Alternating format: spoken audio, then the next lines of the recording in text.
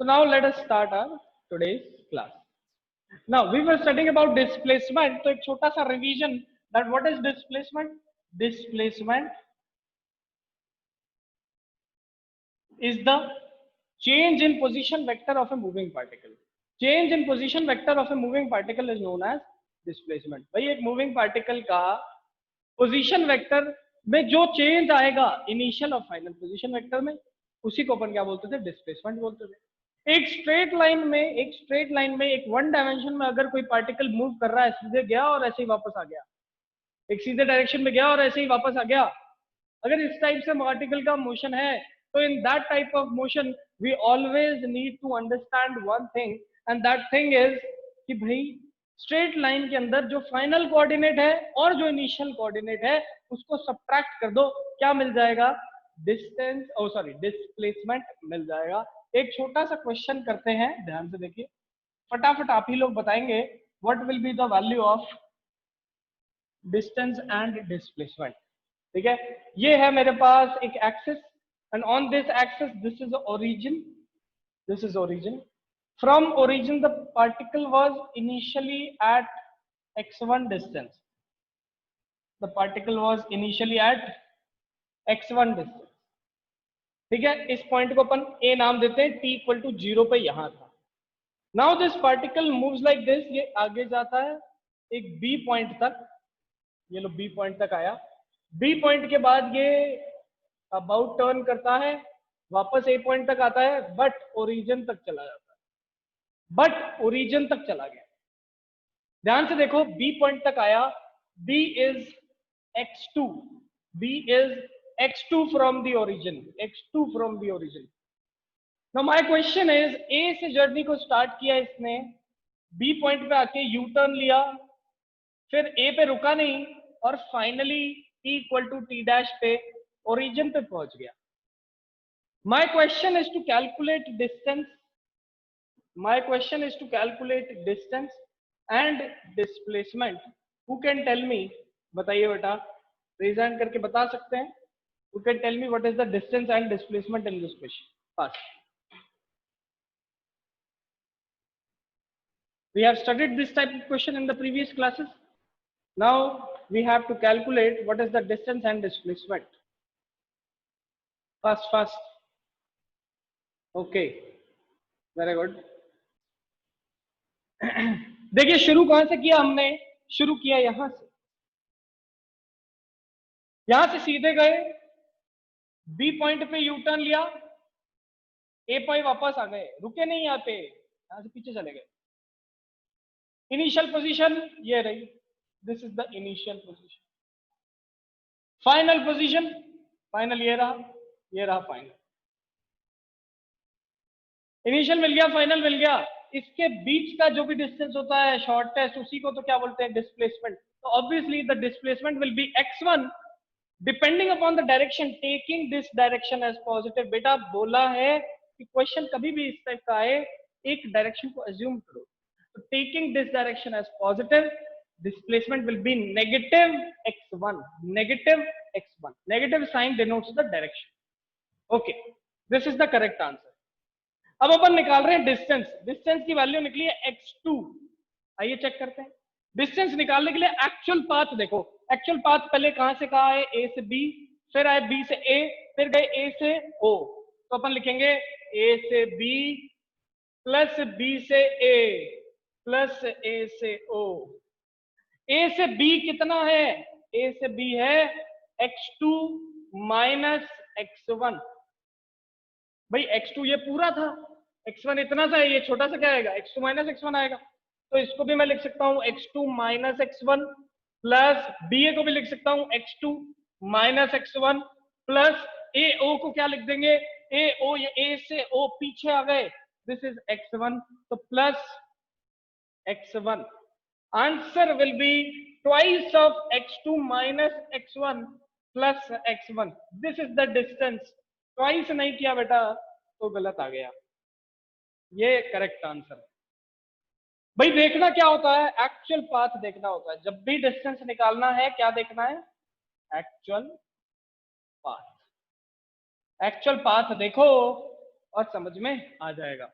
Actual path देखा और समझ में आ गया कि भाई कितना डिस्टेंस आएगा और कितना डिस्प्लेसमेंट आएगा। चलिए सभी बच्चे बताइए कि यहां तक अपन को समझ में आया कि नहीं आया, फटाफट।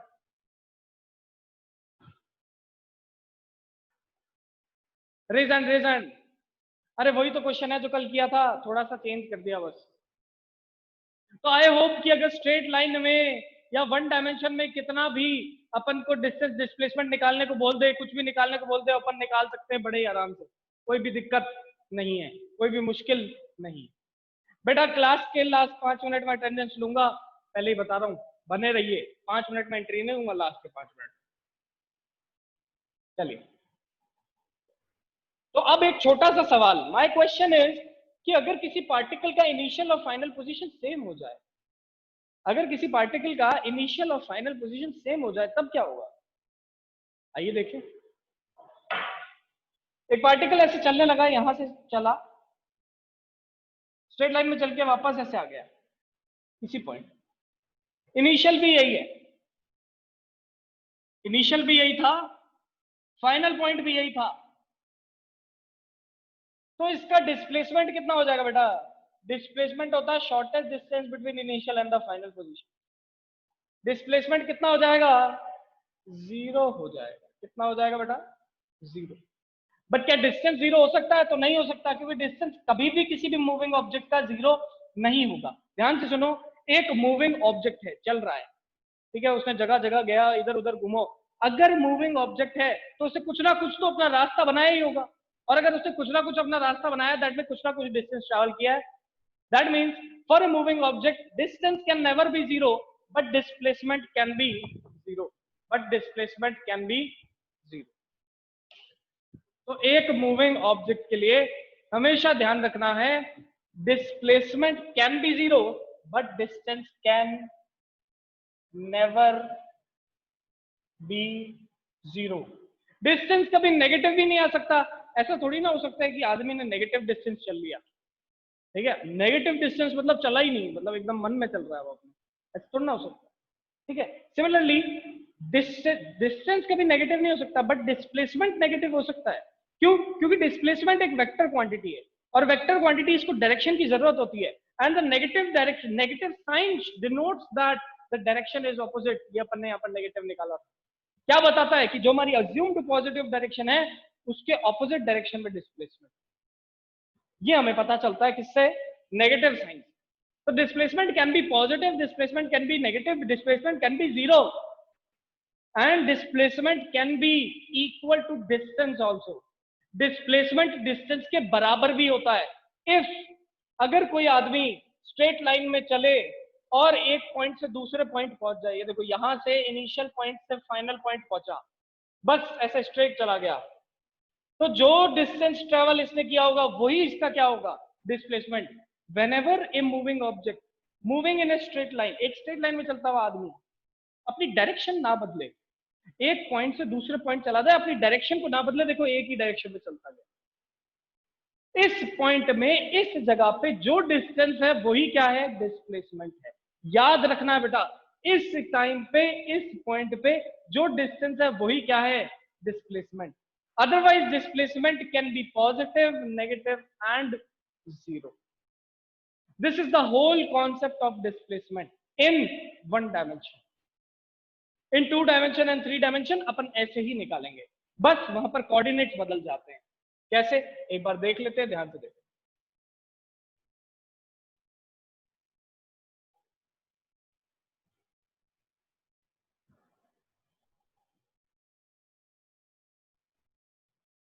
बहुत ही इंटरेस्टिंग टॉपिक है बेटा, बहुत ही इंटरेस्टिंग, इतना इजी और इतना इंटरेस्टिंग टॉपिक है ना मोशन, कि आप डेली लाइफ में कहीं पे भी इस चीज को ऑब्जर्व कर सकते हैं। आप डिस्टेंस, डिस्प्लेसमेंट, स्पीड, वेलोसिटी, हर चीज को डेली लाइफ में ऑब्जर्व कर सकते हैं। बहुत ही आसान है, बस हर चीज की फील आनी बहुत ज्यादा जरूरी है। जब तक हमें अंदर से आवाज नहीं आएगी ना कि हाँ सर अब समझ में आ गया, तब तक इसके क्वेश्चन करते रहने होते हैं, ठीक है। ये ऐसा टॉपिक है, ये बहुत मजा आएगा इसमें। चलिए, तो अपन क्या देख रहे हैं, मान लो एक पार्टिकल यहां पर था, 2 डायमेंशन की बात कर रहा हूं बेटा, I am talking about 2 dimension.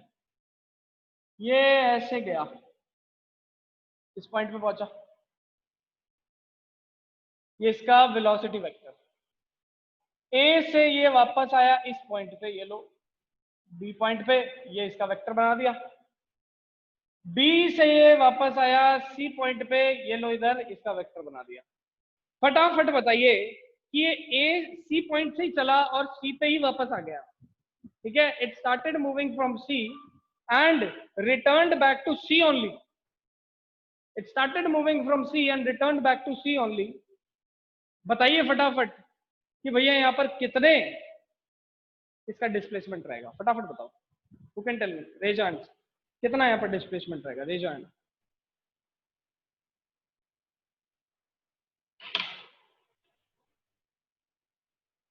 काफी बच्चे बता सकते हैं। गौरव,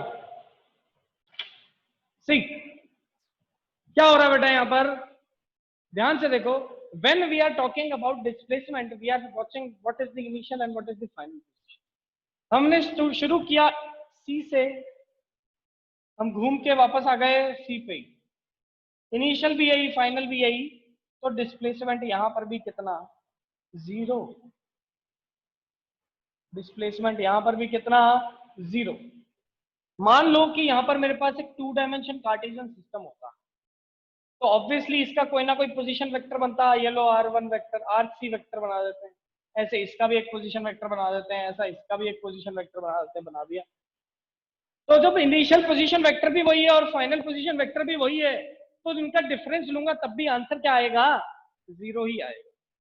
तो हमेशा याद रखना है that whenever we are talking about displacement we are considering the position vectors, we are considering the position vectors, and if the final and initial position vectors of a moving particle is same, is equal, तो अपन क्या बोलेंगे कि भाई जो वो moving object है उसका displacement कितना है, जीरो।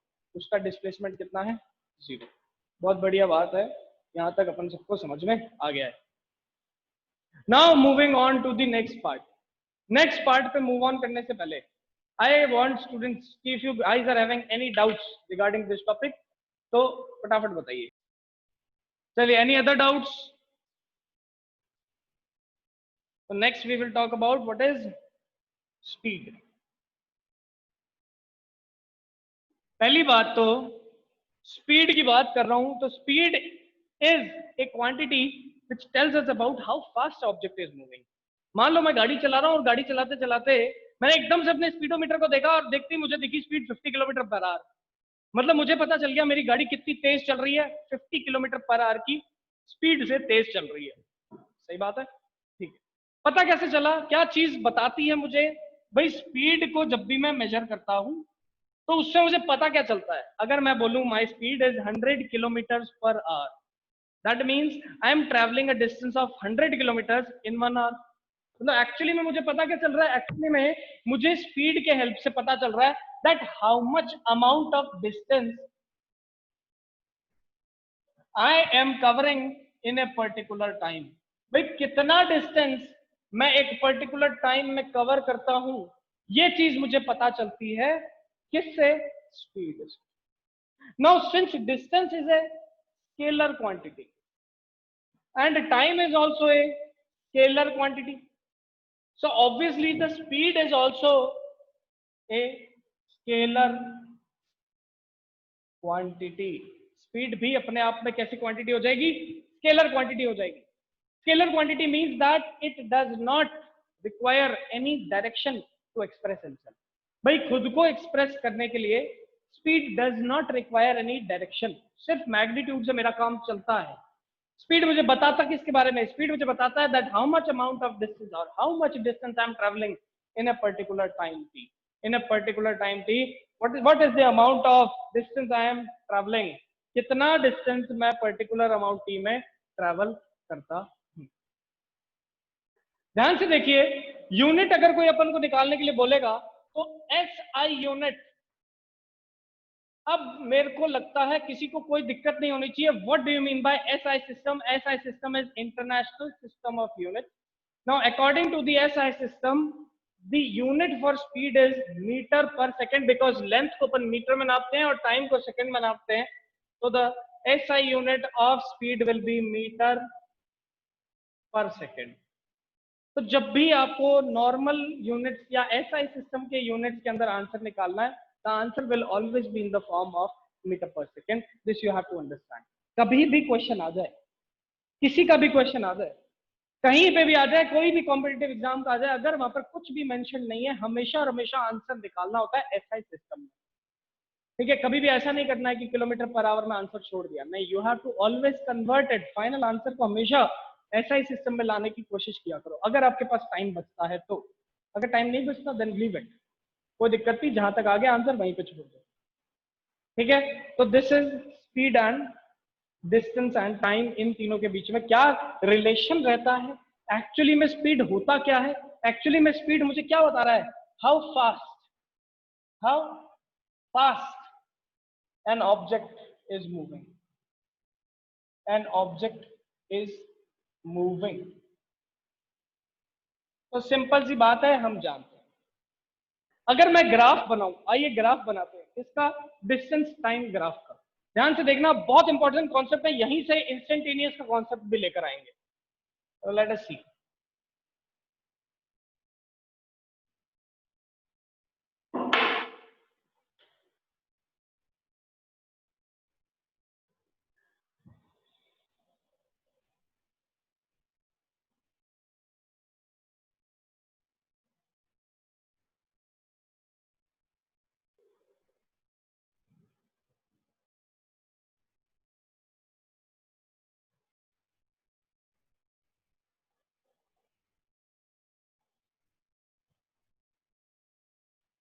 डिस्टेंस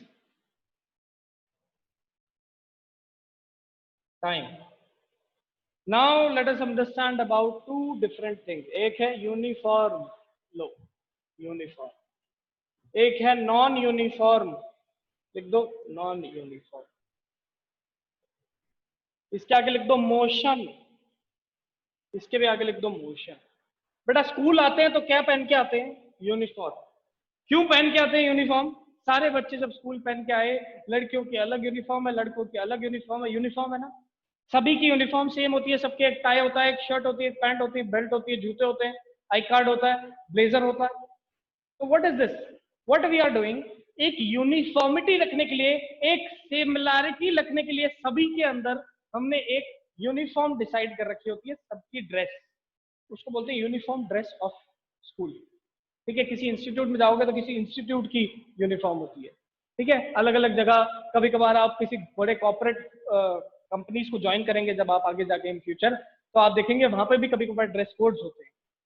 तो what are the dress code, क्यों किया जाता है, ताकि एक यूनिफॉर्मिटी रहे, ताकि एक सिमिलैरिटी रहे, हर जगह पे हर आदमी को देख के ऐसा लगे कि हाँ सब इक्वल है. ऐसा ही यूनिफॉर्म मोशन में होता है.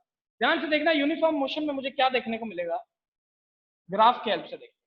इन uniform motion when we are talking about time, तो देखिए टाइम के इक्वल इंटरवल्स काट रहा हूं यहां पर मैं, टाइम के इक्वल इंटरवल्स काटे, टाइम के इक्वल इंटरवल्स काटे, तो ये देखा कि इक्वल इंटरवल्स ऑफ टाइम में इक्वल डिस्टेंसेस कवर करता है. जब object equal intervals of time के अंदर अगर ऑब्जेक्ट इक्वल डिस्टेंसेस को कवर करता है, देखिए 1 सेकेंड में मान लो 1 मीटर का डिस्टेंस ट्रेवल किया, नेक्स्ट 1 सेकेंड के अंदर फिर से 1 मीटर का डिस्टेंस ट्रेवल किया, नेक्स्ट 1 सेकेंड में फिर से 1 मीटर का डिस्टेंस ट्रेवल किया. That type of motion is known as uniform motion, जिसके अंदर पार्टिकल इक्वल डिस्टेंसेस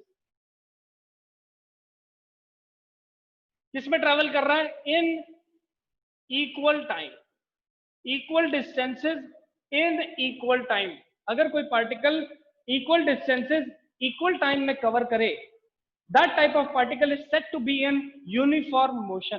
कभी भी भूल जाओ यूनिफॉर्म क्या होता है, ऐसे समझ लेना कि जैसे स्कूल में बच्चे आते हैं तो सबकी ड्रेस सेम होती है, सबकी यूनिफॉर्म सेम होती है, यहां पर सभी का हर टाइम में डिस्टेंस ट्रेवल जो होगा वो सेम होगा, और यहां पर नहीं होगा. तो unequal distances in equal intervals of time, तो यहां पर क्या होगा, अनइक्वल डिस्टेंसेस. तो आई होप आपको uniform and non uniform motion अपन को समझ में आया. यूनिफॉर्म में इक्वल डिस्टेंसेस, नॉन यूनिफॉर्म में अनइक्वल डिस्टेंस. नाउ इसी ग्राफ से अगर मुझे निकालनी है स्पीड, अगर मुझे निकालनी है स्पीड, देखिए स्पीड कैसे निकालेंगे, ये लो निकालो। मैंने कोई भी 2 पॉइंट चूज किए, एक ये पॉइंट कर लिया, एक ये पॉइंट कर लिया। इस पॉइंट के बीच में ये देखो, ये हॉरिजॉन्टल डिस्टेंस, ये वर्टिकल डिस्टेंस, ये रहा वर्टिकल। देखो यहां से यहां तक गिनो, ये भी 1 मीटर, ये भी 1 मीटर, तो दिस इज 2। फिर यहां से यहां तक गिना, ये हॉरिजॉन्टल, हॉरिजॉन्टल, ये देखो 1 second and 1 second, this is 2 second.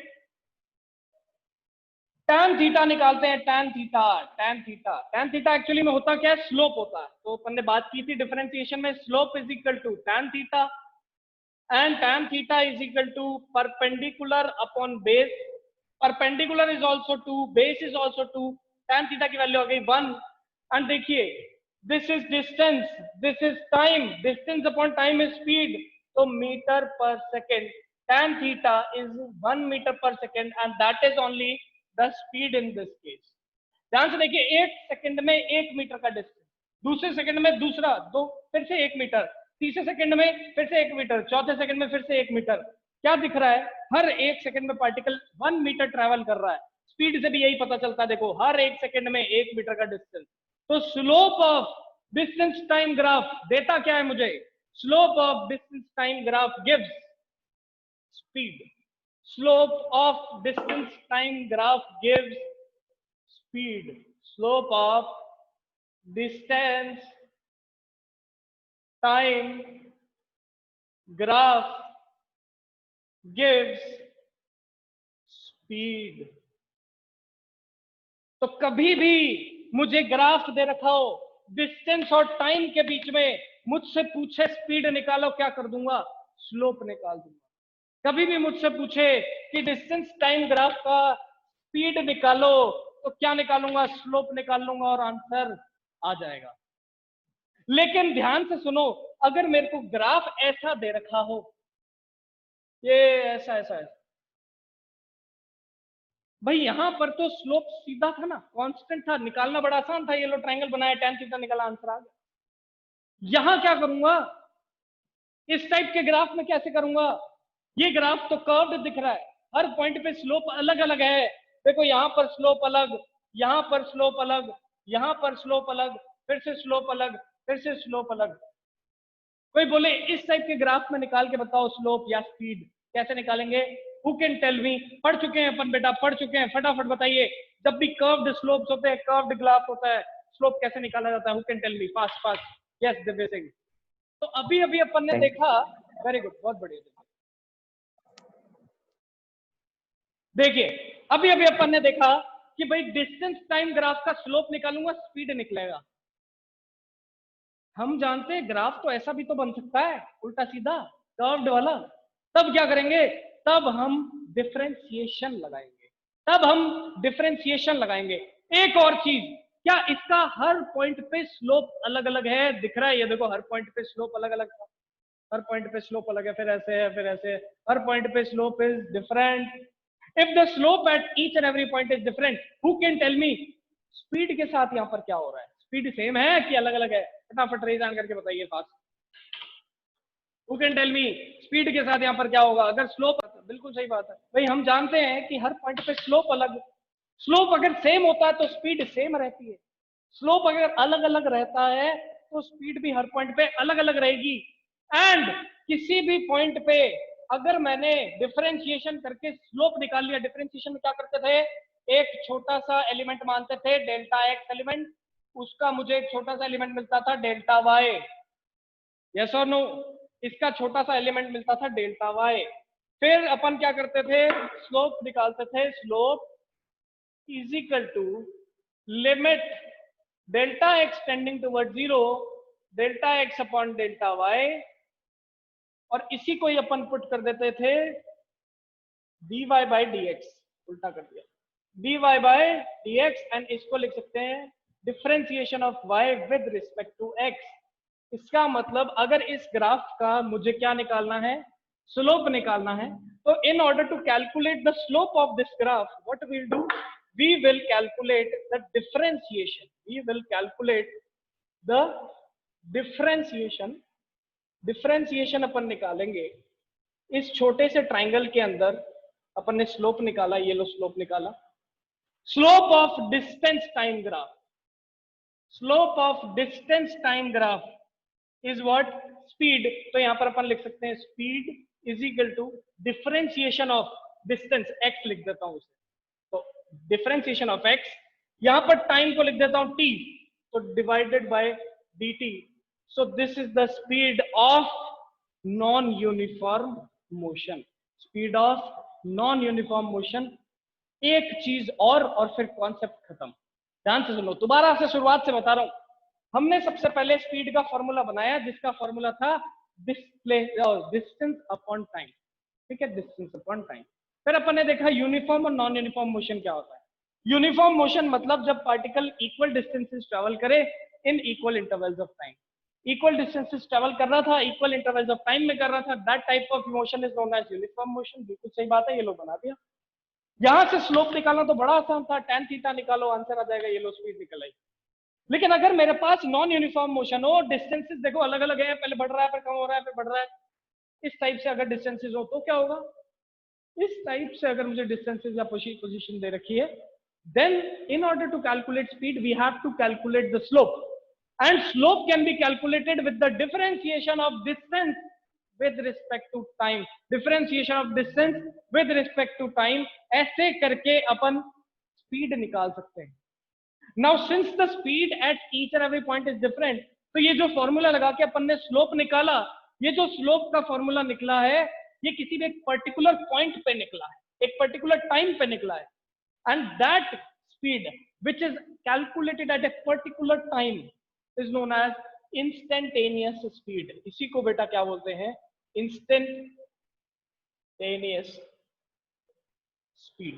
तो आज से कोई भी अपन से पूछे कि कैसे अपन इंस्टेंटेनियस स्पीड कैलकुलेट करेंगे, आप बोलोगे सर इंस्टेंटेनियस स्पीड का मतलब है किसी भी एक पर्टिकुलर इंस्टेंट पे स्पीड निकालना।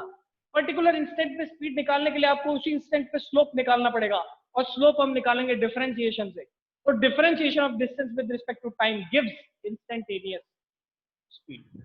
अब बताइए बेटा सभी को, क्या ये टॉपिक क्लियर हुआ, यस और नो? फटाफट हैंड रेज करके बताइए। अपन ने क्या देखा आज की क्लास में, what we have studied that displacement होता क्या है, वेक्टर कौन सी क्वांटिटी है, स्केलर कौन सी क्वांटिटी है, स्पीड क्या है, स्पीड का फॉर्मूला क्या होता है, और इंस्टेंटेनियस स्पीड कैसे निकाला जाता है, उस चीज की बात कर ली। बेटा अगर यहां तक टॉपिक सबको चमक गया है तो एक बार फटाफट हैंड रेज कर, जो भी डाउट आता है बेटा, डाउट वाले बच्चे हैंड रेज करके बताएं।